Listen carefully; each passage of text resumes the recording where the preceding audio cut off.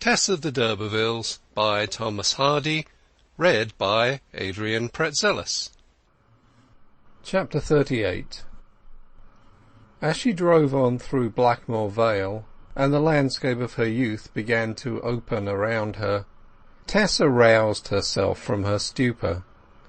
Her first thought was, how would she be able to face her parents? She reached a turnpike gate which stood upon the highway to the village. It was thrown open by a stranger, not by the old man who had kept it for many years, and to whom she had been known. He had probably left on New Year's Day, the date when such changes were made. Having received no intelligence lately from her home, she asked the turnpike keeper for news. "Oh, nothing, miss," he answered. "Marlott is Marlott still. Folks have died and that. John Durbeyfield, too, have a daughter married this week to a gentleman farmer. Not from John's own house, you know. They was married elsewhere, the gentleman being of that high standing that John's own folk was not considered well-be-doing enough to have any part in it. The bridegroom seeming not to know how to have been discovered that John is a old and ancient nobleman himself by blood, with family skillingtons in their own vaults to this day, but done out of his property in the time of the Romans. However, Sir John, as we call him now, kept up the wedding day as well as he could, and stood treat to everybody in the parish. And John's wife sung songs at the pure dewdrop till past 11 at night." Hearing this, Tess felt so sick at heart that she could not decide to go home publicly in the fly with her luggage and belongings. She asked the turnpike keeper if she might deposit her things at his house for a while, and on his offering no objection, she dismissed her carriage and went on to the village alone by a back lane. At sight of her father's chimney, she asked herself how she could possibly enter the house.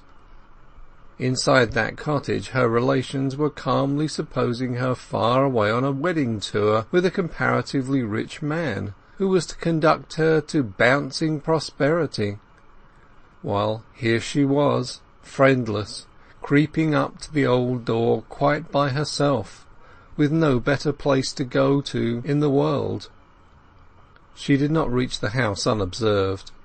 Just by the garden hedge she was met by a girl who knew her, one of the 2 or 3 with whom she had been intimate at school. After making a few inquiries as to how Tess came there, her friend, unheeding her tragic look, interrupted with, "But where's thy gentleman, Tess?" Tess hastily explained that he had been called away on business, and leaving her interlocutor clambered over the garden hedge and thus made her way to the house. As she went up the garden path she heard her mother singing by the back door, coming in sight of which she perceived Mrs. Durbeyfield on the doorstep in the act of wringing a sheet. Having performed this without observing Tess, she went indoors, and her daughter followed her. The washing tub stood in the same old place on the same old quarter hogshead, and her mother, having thrown the sheet aside, was about to plunge her arms in anew. "Why, Tess, my child, I thought you was married really and truly by this time. We sent the cider." "Yes, mother, so I am." "Going to be?" "No, I am married." "Married? Then where's thy husband?" "Oh, he's gone away for a time." "Gone away? When was you married then? The day you said?" "Yes, Tuesday, mother." "And now 'tis only Saturday, and he's gone away?" "Yes, he's gone." "What's the meaning on that? Nation see such husbands as you seem to get, say I."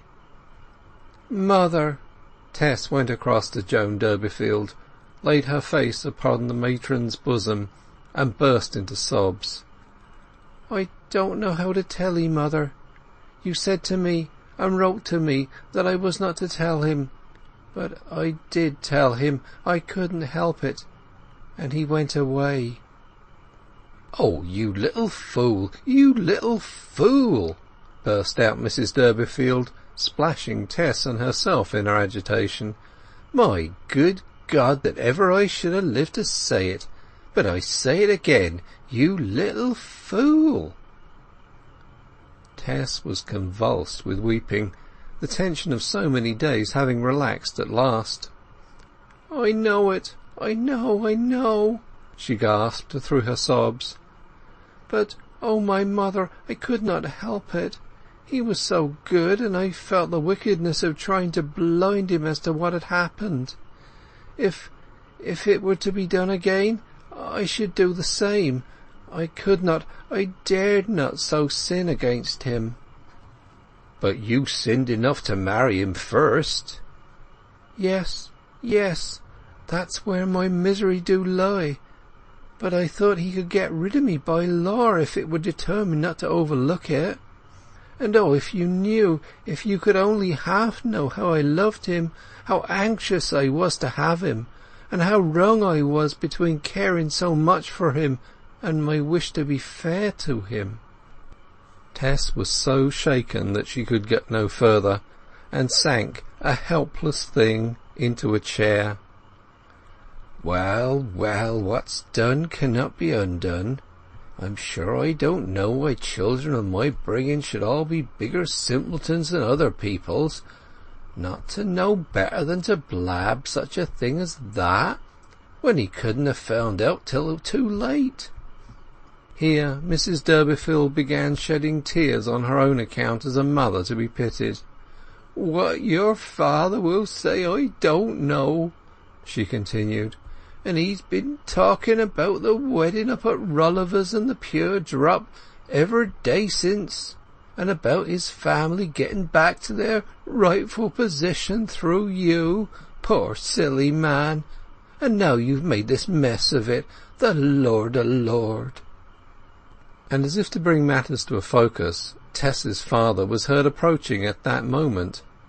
He did not, however, enter immediately, and Mrs. Durbeyfield said that she would break the bad news to him herself, Tess keeping out of sight for the present. After her first burst of disappointment, Joan began to take the mishap as she had taken Tess's original trouble, as she would have taken a wet holiday or failure in the potato crop, as a thing which had come upon them irrespective of desert or folly, a chance external impingement to be borne with, not a lesson. Tess retreated upstairs, and beheld casually that the beds had been shifted, and new arrangements made. Her old bed had been adapted for 2 younger children. There was no place here for her now. The room below being unceilinged, she could hear most of what went on there. Presently her father entered, apparently carrying a live hen. He was a foot haggler now, having been obliged to sell his second horse, and he travelled with his basket on his arm. The hen had been carried about this morning, as it was often carried, to show people that he was in his work, though it had lain, with its legs tied, under the table at Urbervilles for more than an hour. "We've just read up a story about," Durbeyfield began, and thereupon related in detail to his wife a discussion which had arisen at the inn about the clergy, originated by the fact of his daughter having married into a clerical family. "They was formerly styled Sir, like my own ancestry," he said, "though nowadays their true style, strictly speaking, is clerk only." As Tess had wished that no great publicity should be given to the event, he had mentioned no particulars. He hoped she would remove that prohibition soon. He proposed that the couple should take Tess's own name, d'Urberville, as uncorrupted. It was better than her husband's. He asked if any letter had come from her that day.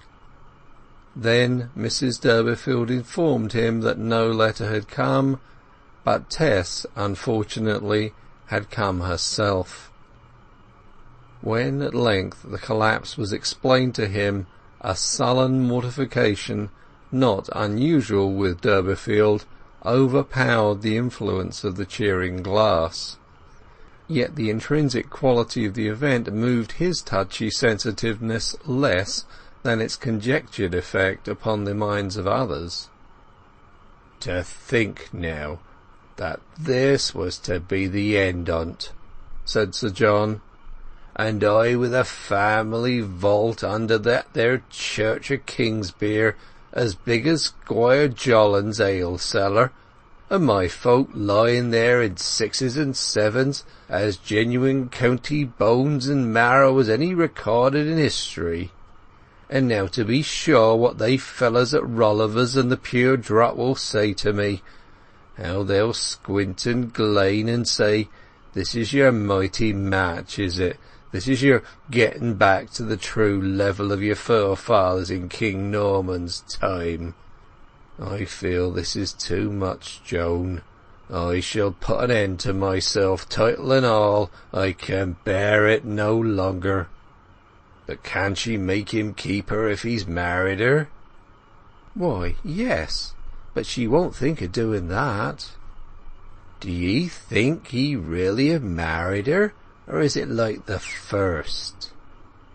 Poor Tess, who had heard as far as this, could not bear to hear any more.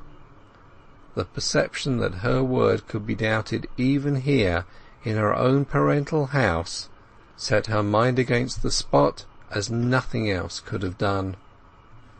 How unexpected were the attacks of destiny!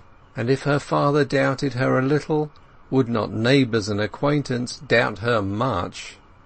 Oh, she could not live long at home. A few days accordingly were all that she allowed herself here, at the end of which time she received a short note from Clare, informing her that he had gone to the north of England to look at a farm. In her craving for the lustre of her true position as his wife, and to hide from her parents the vast extent of the division between them, she made use of this letter as her reason for again departing, leaving them under the impression that she was setting out to join him.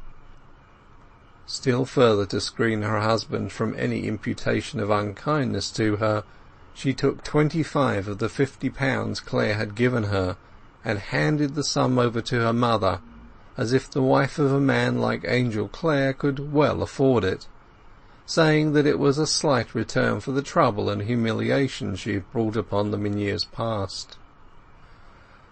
With this assertion of her dignity she bade them farewell, and after that there were lively doings in the Durbeyfield household for some time on the strength of Tess's bounty, her mother saying, and indeed believing, that the rupture which had arisen between the young husband and wife had adjusted itself under their strong feeling that they could not live apart from each other. End of chapter 38.